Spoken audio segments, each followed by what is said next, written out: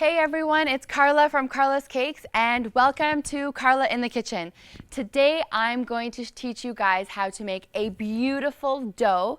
It's a yeast dough and it's very similar to a brioche dough, so just a little bit less butter than a typical brioche dough, but it's absolutely beautiful, it's stunning, and it's delicious. But with that dough, I'm going to teach you guys how to make this gorgeous star. We're filling it with cookie butter. You can use Nutella, and it looks amazing. It's impressive. You can show off to your in-laws. You can show off to your friends, and you will see that it's actually very easy to make. So let's get started.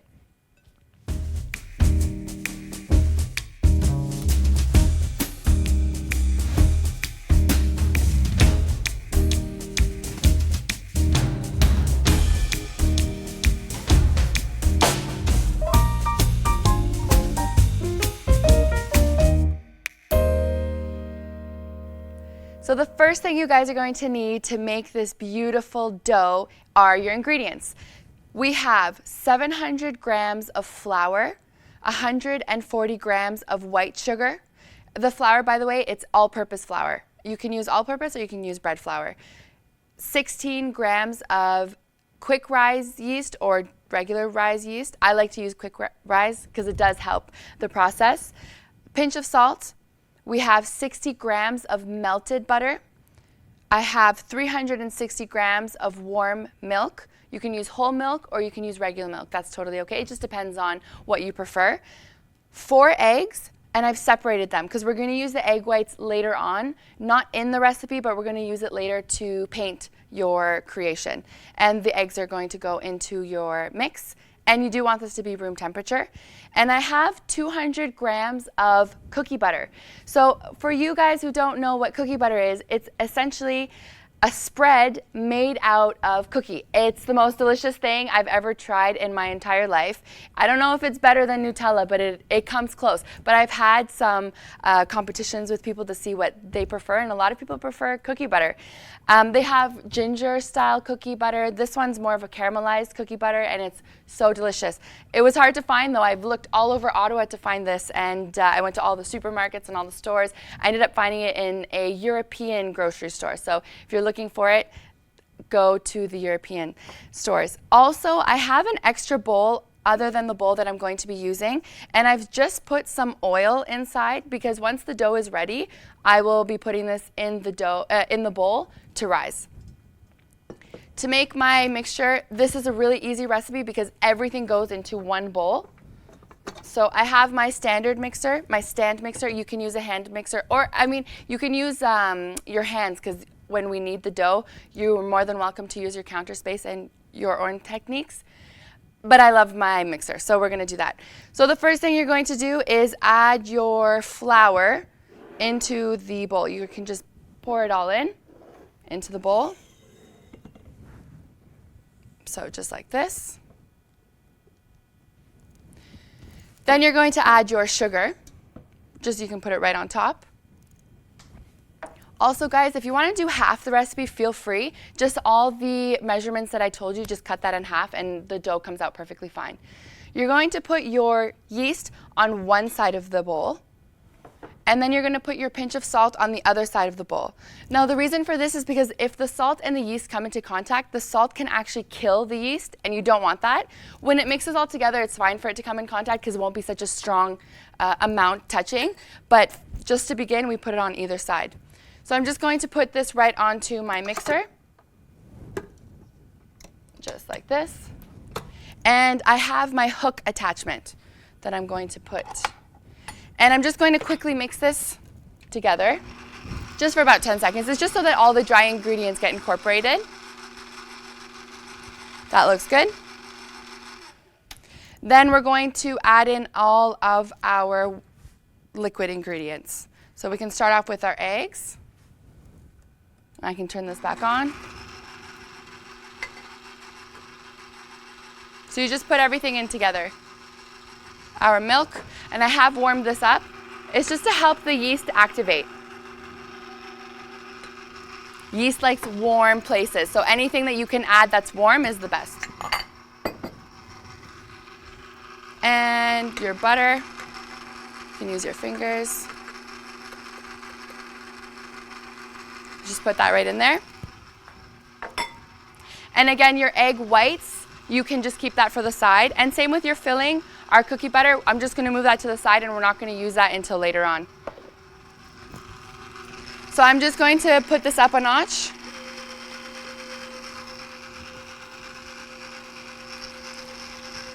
I love working with yeast dough. It's one of my favorite things to make.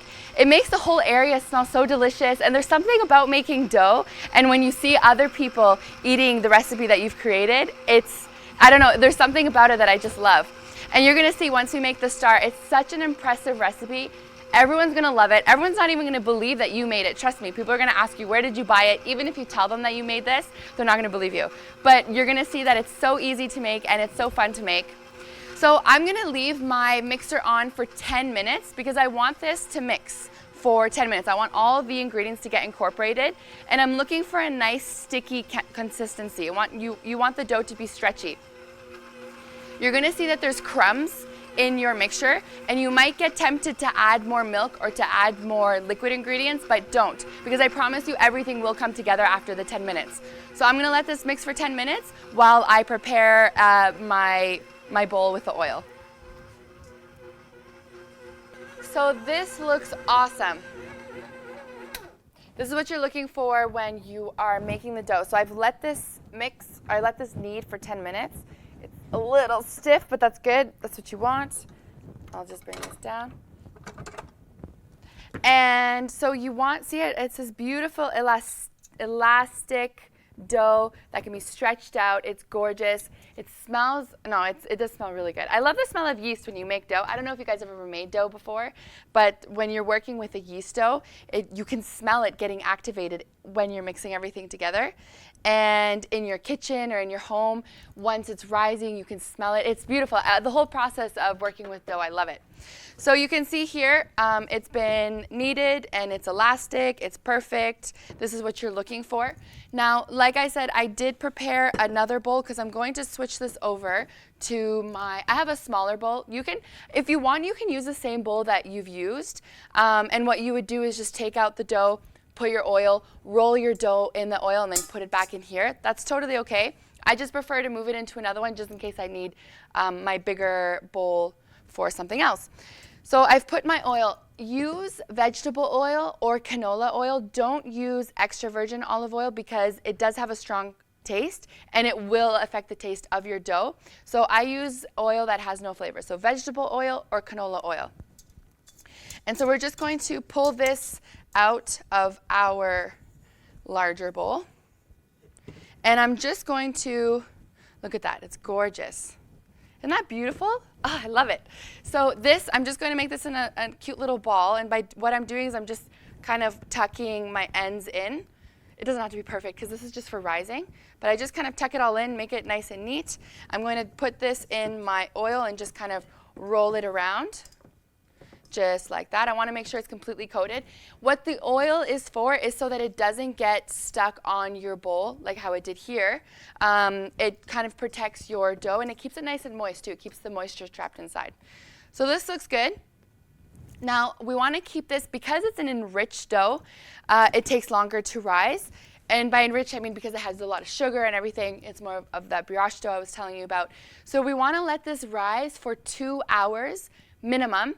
If you can let it rise for longer, then that's better too. But 2 hours I recommend is perfect, or at least until your dough has doubled in size. And remember guys, if you want to make half this recipe, all you have to do is cut those ingredients in half.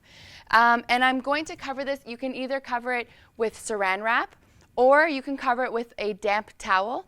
And this is just to keep that moisture trapped inside the dough while it's rising, because you don't want it to dry up. You want to make sure that that yeast is active and rising and working and everything. So I'm going to put I have a damp towel. Again, you can use plastic wrap, that's no problem. So I'm just going to cover this. And I'm going to keep this rising for 2 hours in a warm place. My favorite place to put it is right above the oven. Sometimes I'll just put, and especially if you're baking actually, or if you're using the oven, you can put this right on top and it helps it to rise. but I'll put it right on top of the oven, and you can actually, if you have a kitchen light or something that you can put on top, just something to keep this whole process warm. It's like a little baby, you know, you got to keep them nice and warm. So we'll let this rise for 2 hours, and I will show you what that looks like. So I'll just set this aside.